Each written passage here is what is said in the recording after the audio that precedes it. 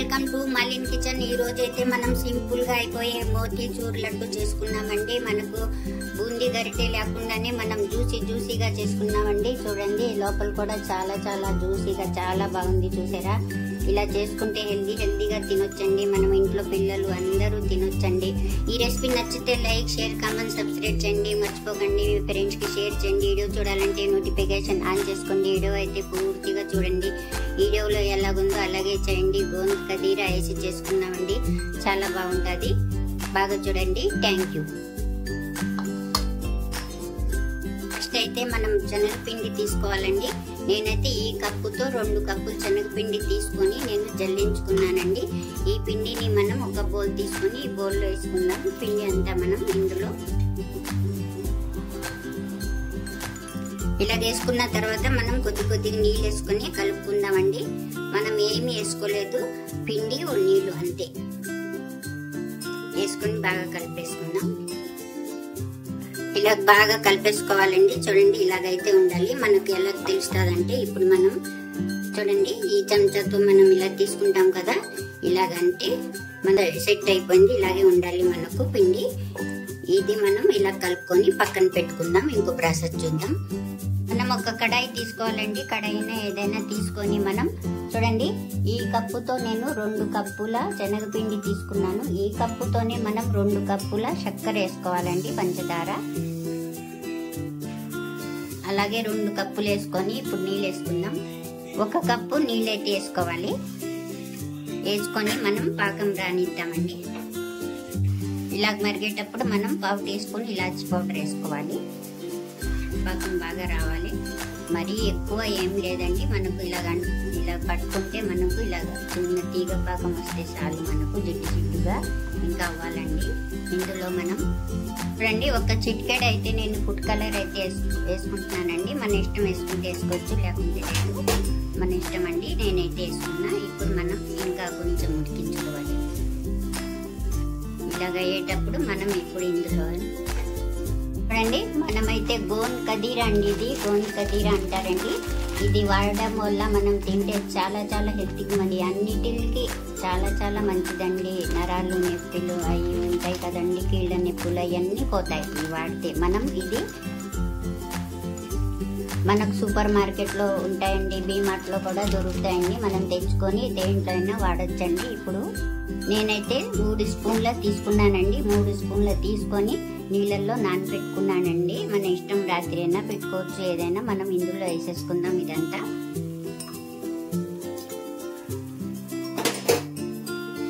వేసుకున్న తర్వాత మనం బాగా ఇలా కలిపేసుకోవాలి। మళ్ళీ ఇందులోకి మనం ఒక 2 స్పూన్ల నెయ్యి అయితే వేసుకోవాలండి। వేసుకుందాం। వేసుకొని ఇలాగే బాగా 1 నిమిషం 2 నిమిషం అయితే ఉడికించుకుందామండి। మనం ఇలాగంటే ఇలా జిడ్డుగా రావాలండి। ఇంకా 1 నిమిషం అయితే వస్తుంది అంతే అండి। ఒక 2 నిమిషాలు అయితే ఇప్పుడైతే సరిపోయిందండి। మనకు జిడ్డు వస్తా ఉంది।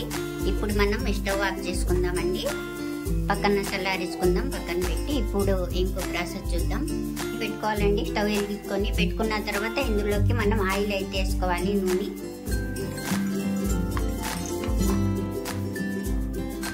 నూనె మనకు ఏడెక్కుతా ఉంటుందండి। ఇప్పుడు మనం చూడండి మనకు ఖాళీ బాటిల్ ఉంటాయి కదండి, వాటర్ బాటిల్, నీళ్ళ బాటిల్, అవి తీసుకొని మనం చూడండి వెనక భాగాన్ని మనం పినిస్ పెట్టుకొని ఇవన్నీ చిల్లులు పెట్టుకోవాలండి। మనం ఇలాగా పినిస్తో ఇలాగా పెట్టిన తర్వాత చూడండి మనకు ఇలాగైతే అవుతుంది। ఇప్పుడు మనం ఇందులోకి మీ బ్యాటర్ని చేసుకున్నాం కదా, మనం బాటిల్లో నింపుకుందాం।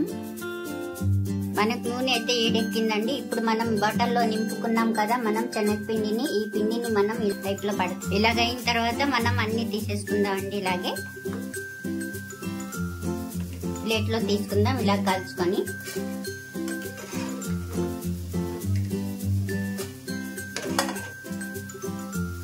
మొత్తం అన్ని అలాగే వేసుకొని తీసుకుంటూ ఉండాలి। అన్ని అలాగే తీసుకొని మనం ఇలాగే వేసుకోవాలండి। చూడండి ఎంత బాగా పడుతున్నాయో మనకు। ఇలాగే మనం పై నుంచి వేసేసుకోవాలి, మళ్ళీ పక్కన పెట్టి అది బాగా కలుపుకున్నాక మళ్ళీ వేసుకోవాలి।